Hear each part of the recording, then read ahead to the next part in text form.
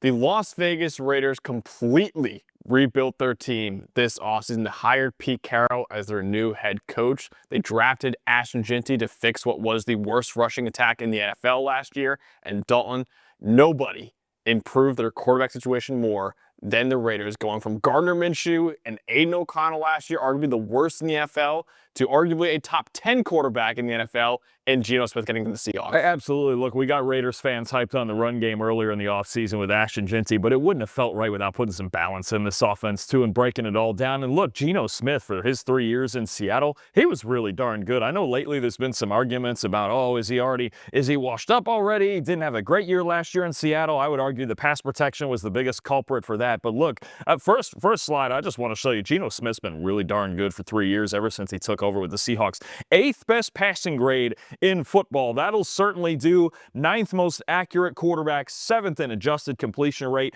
And these last two, these are the fun ones that I want to get into today. The 2nd most big-time throws in the NFL over the last 3 years, only behind Josh Allen, who's like 30 or 40 ahead of everybody else. Josh Allen's in his own category. And a perfect 99.9 deep passing grade on 20-plus yard targets, okay? I want to expand on that last one a little bit because I think that's the big element that was missing from this Raiders offense the last couple of years. Again, perfect deep passing grade. Most accurate passer in the league, according to our quarterback charting, on 20-plus yard throws. Highest big-time throw rate, 35% of it. That's correct. 35% of his deep balls, we were tracking his big-time throws, and 6 in adjusted completion percentage. Look, he was making all of the throws downfield. You look at what the Raiders, by comparison, over the last 3 years, they just couldn't work the ball downfield vertically. This is Derek Carr in 2022, and then it's that cast of characters you talked about the last couple of years. They just have not been able to figure out how to work the ball downfield. This offense has been too plotting. They've had a hard time running the ball. They've been having a hard time throwing the ball deep. 3rd worst deep passing grade in the NFL as a team over the last 3 years. 4th worst accurate throw rate. Lowest big-time throw rate. Half of Geno. That's half of Geno. 18% when Geno was up at 35. They just didn't have a group that was capable of making these throws, right? And you think about both accurately and just the pure arm talent. Look, Geno's got a really good arm. Maybe it's not quite Josh Allen, Justin Herbert, but it's pretty darn good. It's at least an above-average arm. And the thing that I like about it is it's not just with Geno Smith, and we're going to show it in the clips here, that, okay, he chucks it up there and just takes his chances. There is a purpose when he takes these deep shots. He's doing it with the reads, with the anticipation downfield. So we're going to take a look at Geno Smith, A, making great throws, and B, reading coverages in order to do so. Okay, this is last year against the New York Jets, okay? Max, who's this right up here? That is Sauce Gardner. That's Sauce Gardner, arguably the best cornerback in football. And I know my guy's going to be mad at me for showing this clip a little bit. I'm probably hearing an earful from it. But here's the idea with Geno Smith. Okay, it's not just taking deep shots just to take them. You have to do it with a purpose, right? And the entire idea, look, the Jets are showing us a pretty flat look here. They're showing us cover one on the outside, man-to-man coverage all here. This is DK Metcalf, so at least we've got somewhat of an even matchup up there with Sauce, one free safety back. And Geno, look, this is going to be very simple. Metcalf's just going to run the go ball, and we're going to take our chances, okay? We're going to take our chances when you talk about, okay, I got DK Metcalf. He's a big monster. I know it's Sauce Gardner, but we can take these chances one-on-one. Now, look off the safety. All we got to do is hit the 3rd step in our drop. Metcalf's got just a little bit of horizontal separation here. We can work this to the sideline. And look, at the end of this all, Sauce does not have terrible coverage. He didn't blow this coverage or anything like that. It's reasonably tight. Look how close Sauce Gardner is in coverage here. He's got the hand on the hip, right? But you're talking about, look at the ball placement. Unbelievable, just ear holes him. So when you're talking about, okay, one-on-one, Geno trusts himself to make these throws into tight windows like this against arguably the best cornerback in football. That's step one, is being brave enough to isolate one-on-one matchups and trust that you can make a tight throw. Here we go, number 2. Now we're anticipating a little bit of zone coverage. Here's what's going to happen here.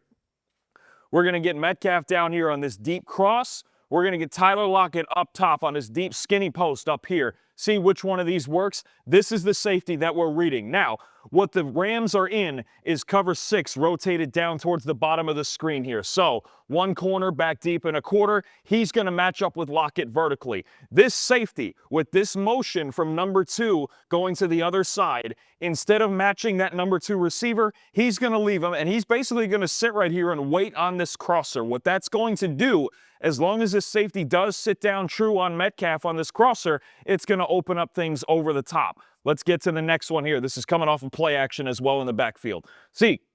Look, see the safety now squatting because number 2 left his side of the field. He's looking for this cross. He's waiting for Metcalf. What does that do? Gives me a one-on-one up here. Again, it's not just about taking shots and just going, oh, I'm just going to decide this play. I'm going to chuck it downfield and see what happens. There is a purpose to these deep throws with Geno Smith.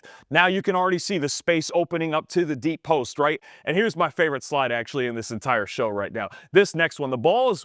Actually, not this one yet. This is Geno winding up. It's the next one. The ball is coming out right now. You can see the space. You can see Metcalf. He's not going to work it in here. The safety's still squatting. We're going to sit back here. It's this next one because now the ball's about halfway out. It's only about halfway to Tyler Lockett here. It's going to get back here in the end zone. Look at DK.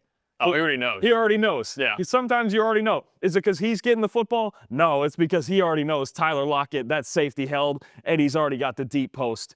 And look at the ball placement. There's some recovery speed. There's a second safety coming, but right just over the top. It's a combination of arm talent and reading defenses. I think that's something that doesn't get said enough on deep shots is timing, right? You think about timing in the quick game and 3-step drop and all the West Coast stuff that Joe Montana used to do, but there's timing and anticipation needed to take deep shots like this on top Look of at the DK. ball. Look at DK. He even knows here. He's still celebrating. He's been celebrating for 20 yards already. That's a big-time throw right there. The fact that he knew Geno would make a big-time throw, that's just the kind of trust that you have in your quarterback. The ball was halfway, maybe, to Tyler Lockett, and DK already knew, oh, my guy's got it. There's no question here about this because he knows he's one of the best deep passers in the NFL. So, of course, Seattle's passing game is centered around their 3 receivers. They had a great 3 receivers, right? They had Jackson Smith-Njigba, DK Metcalf, and Tyler Lockett.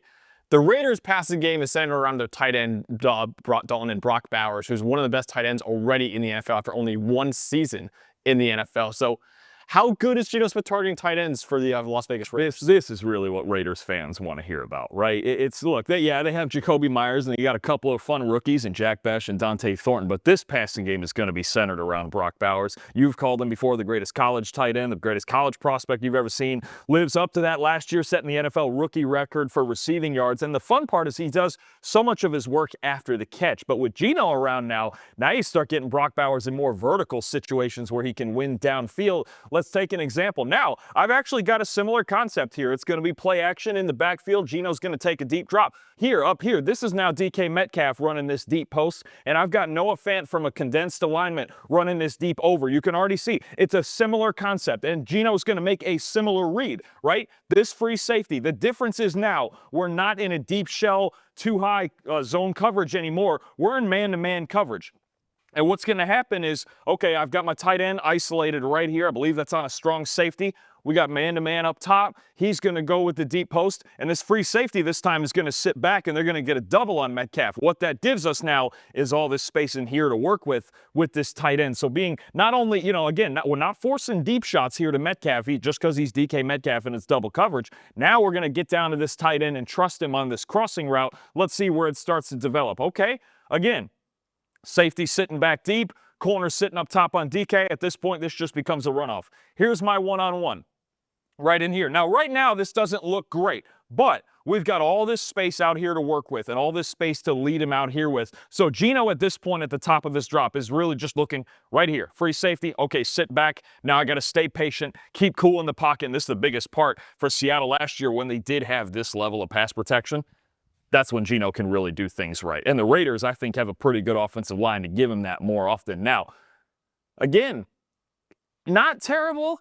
It's pretty good coverage. We're kind of not allowing a direct throw in here. We're really going to have to layer this ball into this space here. But Geno, again, not just the reads, the ball placement is spectacular. I mean, there's really not a huge window to throw this, and you have to lead. I know he's diving, but you have to lead him out front to get him into that space and over that coverage. You can't throw this ball directly in his chest. So again, the combination of reading the defense and the ball placement on a vertical throw, and again, this is to a tight end. That's Noah Fant. We can already say Brock Bowers is a better player than Noah Fant, even after just one season, and that's what you're talking about in Vegas. This is one I love right here.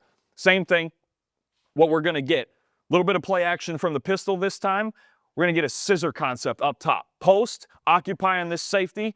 Corner from the tight end, get over the top. We're going to read this corner. He's actually going to match this post, and we're going to try to expose that space to the corner. Now, this scissor concept, I want to point out, is something that Chip Kelly used a lot to get guys open at Ohio State last year. He did it more with his receivers, with, Jeremiah Smith and Emeka Ibuka and those freaks. But if he's got a tight end like Brock Bowers, he can run the same concept from a similar type of formation. So, going to get the play action, going to get to the top of the drop. Geno, again, what you can see, the corner is matching the post here. So what we're looking for now is this tight end to get into the corner, get into that space. Now, this is going to be a tough throw because this linebacker is going to do a pretty good job of sinking underneath this, right? He sees it coming. They exchange this right. A lot of this is done right. But again, when you have somebody with the ability to layer the ball vertically the way that Geno has the last 3 years, you really give yourself a shot to succeed, right? Throwing this ball over. Look at this. This is not a bad job of sinking back here by this linebacker. But with Colby Parkinson here getting back in this space, Geno's just got to lead in there. There's so often where you have to just throw the ball to a space and trust that your receiver is going to get there. And again, look at this ball placement. This linebacker went full extension, vertical leap to try to tip this. He just works it over his hand. This is perfect. Unfortunately, this ball was dropped, even though it was an absolutely perfect throw. But you're talking about, again, layering that ball over over the intermediate level of that defense and getting it to your tight end. With a guy like Brock Bowers, I think the endless possibilities are there for Chip Kelly and for Geno Smith to create explosive plays. Again, not with just their wide receivers, but with Brock Bowers as an elite tight end as well. Absolutely. Yeah, Geno Smith, one of the best deep passers in the NFL right now. And as Dalton showed, he can target tight ends at a very effective level. So Brock Bowers will still be eating plenty in that Raiders offense.